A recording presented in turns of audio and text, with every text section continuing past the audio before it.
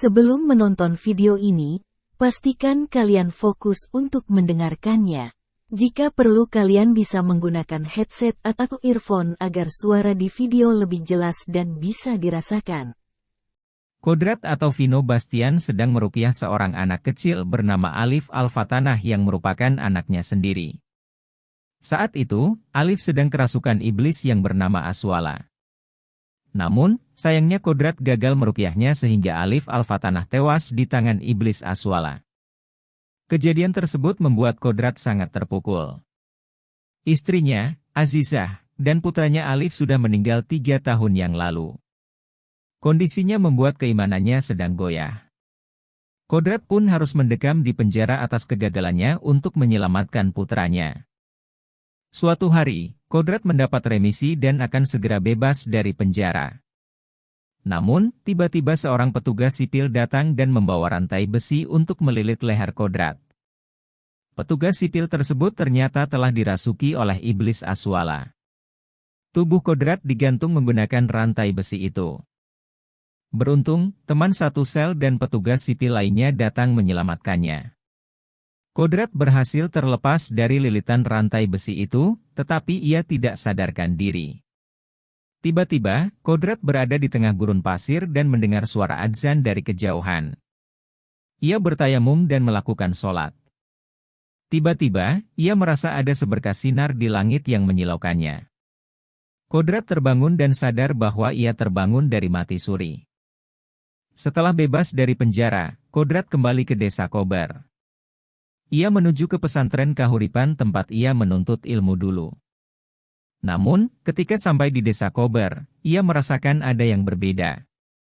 Tanah di desa menjadi tandus dan banyak tanaman yang kering dan gagal panen. Kodrat juga mendengar suara seorang anak yang kerasukan setan. Ternyata, anak yang kerasukan itu bernama Jihan. Ia sedang dipasung karena kerasukan setan. Kodrat yang diberi karomah meruqyah memiliki naluri untuk menolong. Namun, ia mencoba mengendalikan kemampuannya. Saat itu, ia berpapasan dengan sekelompok perempuan yang akan menuju ke rumah anak yang kerasukan itu.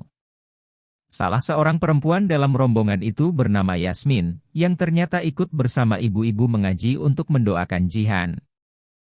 Namun, tiba-tiba Jihan berteriak histeris dan mengamuk saat ibu-ibu sedang mengaji. Ia membentur-benturkan kepalanya sendiri ke kayu sehingga membuatnya mati secara tragis. Kodrat tiba di pesantren Kahuripan dengan penuh rasa kaget. Ia melihat bahwa pesantren yang dulu ia kenal kini telah banyak berubah. Tidak ada lagi anak-anak yang belajar mengaji, melainkan di sana banyak pemuda yang tengah belajar bela diri. Pesantren Kahuripan kini dipimpin oleh Ustadz Jafar, teman Kodrat ketika dulu mengaji bersama. Sebelumnya, pesantren ini dipimpin oleh Kiai Rohim, namun ia sudah lama sakit dan tidak sadarkan diri. Menurut cerita Jafar, kondisi Kiai Rohim masih baik-baik saja setelah kepergian Kodrat. Namun, sejak kejadian kematian Alif 3 tahun yang lalu, banyak hal aneh terjadi di desa Kobar. Mulai dari serangan hama pada panen, banjir, wabah penyakit, hingga gangguan gaib. Saat mereka sedang membicarakan hal ini, tiba-tiba seorang anak buah Ustadz Jafar mengajak mereka pergi. Sementara itu, di rumah Ibu Yasmin, seorang janda yang ditinggal mati suaminya, tinggal bersama 2 anaknya, Asya dan Alif Amri. Malam itu Asya belum juga pulang, dan Yasmin menyuruh Alif untuk tidur. Alif berkata bahwa ia akan bermain bersama ayahnya. Hal ini sangat aneh, mengingat ayahnya sudah lama meninggal. Tiba-tiba, Alif tertawa sendiri di depan lemari yang terbuka. Asya datang dan ibunya menceritakan kebiasaan aneh yang dimiliki oleh Alif saat ini. Ketika mereka sedang berbicara, terdengar suara dari kamar Alif. Setelah pintunya terbuka, terlihat kursi roda Alif terlempar ke pintu. Alif ditemukan dalam kondisi tidak sadarkan diri.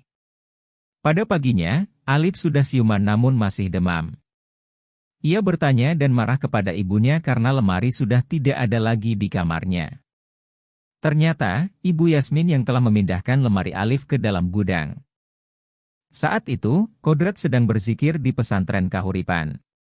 Tiba-tiba, dia merasakan firasat buruk setelah melihat foto Kiai Rohim yang terjatuh dan kacanya pecah. Sementara itu, di rumah Ibu Yasmin, Alif tiba-tiba menghilang dari kamarnya. Ibu Yasmin dan Asya panik dan mencari-cari Alif.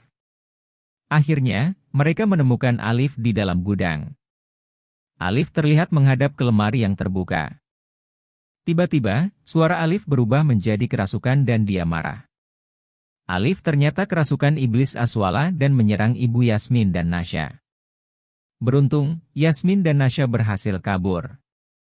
Yasmin meminta Asya untuk menunggu di rumah dan pergi menuju pesantren Kahuripan untuk meminta pertolongan dari Ustadz Jafar.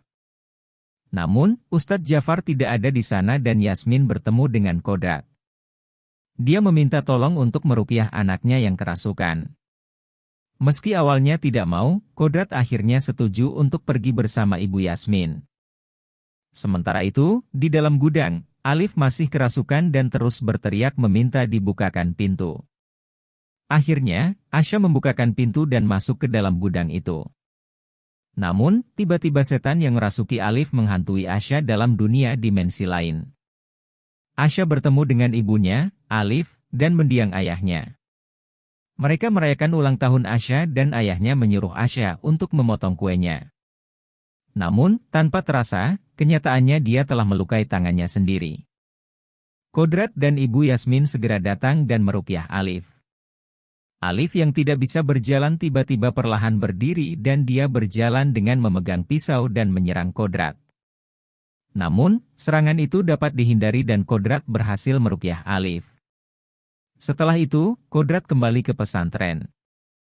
Namun, di tengah perjalanan pulang, Kodrat dihantui oleh anjing hitam yang dia yakini adalah iblis Aswala. Iblis Aswala berubah menjadi mendiang anaknya dan meminta tolong. Kodrat terjatuh ke dalam lembah, namun dia berhasil selamat dari kejadian itu. Sementara itu di rumahnya, Yasmin sedang berwudu. Tiba-tiba air di keran berubah warna seperti darah. Sedangkan di kamar, Alif kembali kerasukan iblis Aswala. Ustadz Jafar yang mendengar hal tersebut segera ke sana. Dalam perjalanan, Kodrat menghadang mobil yang ditumpangi mereka. Kodrat ingin menolong Alif, namun Jafar tidak mau karena dia yang selama ini telah meruqyah warga desa Kober. Jafar mengatakan bahwa ini adalah Alif Amri, bukan Alif Al-Fatanah, putra Kodrat. Jafar mengingatkan kepada Kodrat agar tidak membuat kesalahan yang sama. Akhirnya, mereka membawa Alif dan keluarganya menuju ke pesantren Kahuripan untuk dilakukan ruqyah. Di sana, Asya mempertanyakan kepada Kodrat mengapa keluarganya tertimpa musibah. Kodrat menasihati Asya untuk istighfar karena iblis selalu ingin menimbulkan keraguan kita atas Allah yang Maha Besar. Sementara itu di tempat lain, Bapak dan Ibu Jihan tengah bersedih dan berduka atas kematian anaknya. Ayah Jihan melampiaskan kemarahannya kepada Kodrat karena dia dianggap sebagai kroni Jafar. Ayah Jihan merasa Jafar mengambil tanah dan kebunnya atas imbalan ruqyah anaknya, namun Jihan tidak dapat diselamatkan dan tragisnya, Ibu Jihan melakukan bunuh diri. Setelah Alif selesai diruqyah oleh Jafar, dia segera boleh pulang. Namun, Kodrat mempertanyakan kepada Jafar yang telah meminta imbalan kepada setiap warga yang diruqyah. Namun, Jafar membantahnya. Dia justru menyuruh anak buahnya untuk mengusir Kodrat. Malamnya, Yasmin memberikan air yang telah didoakan Jafar untuk diminum Alif. Di tengah pembicaraan mereka, tiba-tiba lampu rumah mereka padam. Ibu Yasmin segera pergi ke gudang untuk memeriksa mesin genset di sana. Sedangkan Alif dan Asya menunggu di kamarnya. Di dalam gudang, Ibu Yasmin mencoba untuk mengisi bahan bakar genset, namun tiba-tiba muncul suara. Ternyata, di gudang muncul anjing besar yang merupakan jelmaan iblis Aswala. Iblis Aswala merasuki Yasmin. Asya yang ketakutan pun mencari ibunya, tapi tiba-tiba Yasmin dalam kondisi kerasukan meminta agar Asya segera ke pesantren dan menemui Ustadz Jafar. Sementara itu, Kodrat yang sedang berada di pesantren, harus berpamitan dengan Kiai Rohim yang tak sadarkan diri. Kodrat akhirnya melawan anak buah Jafar dan mencari Jafar ke ruangannya. Setelah menemukan Jafar, dia terkejut mengetahui bahwa Jafar selama ini memuja iblis dan iblis Aswala, dan otak pelaku di balik semua kejadian aneh yang menimpa desa Kober. Jafar akhirnya tewas di tangan Kodrat, dan kematian Jafar disaksikan oleh Asya yang baru saja sampai di pesantren. Akhirnya, Asya dan Kodrat bergegas ke rumah Yasmin yang masih dalam kondisi kerasukan. Dia bahkan mengubur Alif hidup-hidup. Asya dan Kodrat melakukan ruqyah terhadap Yasmin dan Kodrat menanyakan di mana Alif. Ibu Yasmin menjawab dengan bertanya Alif yang mana, apakah yang dia penggal kepalanya atau yang baru saja dia kubur hidup-hidup. Kodrat segera menggali tanah, tapi putus asa karena belum menemukan tubuh Alif. Akhirnya, Kodrat berhasil melakukan ruqyah terhadap Yasmin dan mencoba menggali tanah untuk mencari Alif. Tiba-tiba Alif muncul dari dalam tanah dalam kondisi berdiri dan menyerupai sosok anaknya, Alif Al-Fatanah. Dia mencoba menggoyahkan pendirian Kodrat dan mengajaknya menemui ibunya yang telah mati. Namun, Kodrat yang sadar bahwa tubuh Alif telah dirasuki setan yang menyerupai anaknya, akhirnya mengikhlaskan kepergian anaknya. Setan yang merasuki tubuh Alif Amri berhasil keluar, dan Alif Amri kemudian tersadar. 6 bulan kemudian, kondisi desa Kober sudah berubah. Tanaman di sana sudah mulai subur, dan Kiai Rohim sudah mulai sembuh. Di pesantren Kahuripan, sudah banyak santri yang belajar mengaji.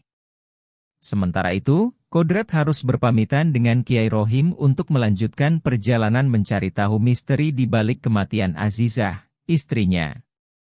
Jika kalian ingin tahu lebih dalam, kalian bisa menonton langsung filmnya. Terima kasih sudah menonton dan mendengarkan. Jangan lupa subscribe channel ini. Jika kalian suka bisa like dan jika kalian punya saran tentang video kedepannya kalian bisa berkomentar di video ini.